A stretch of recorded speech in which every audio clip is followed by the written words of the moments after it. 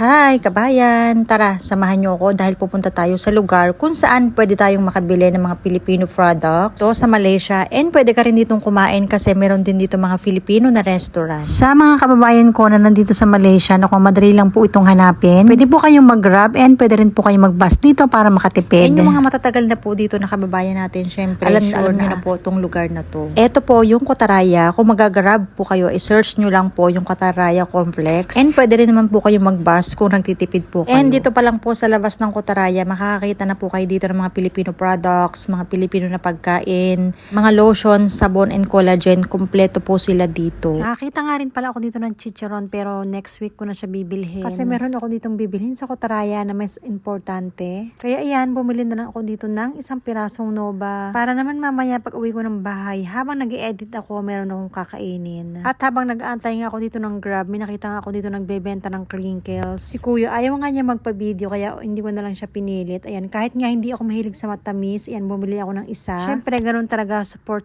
tayo sa ating kabayan. Ayan, kapag nagawi kayo dito sa Kotaraya, ayan, nagbebenta nga rin pala siya dito ng kamote chips. Ayan, di ba napakasipag ng ating kabayan? Alam nyo ba na ang tinutubo sa mga ganitong paninda, konti lang talaga. Kaya naman minsan, kahit yung binibenta nila ay hindi talaga ako kumakain, bumibili na lang ako para naman kahit paano makatulong, di ba?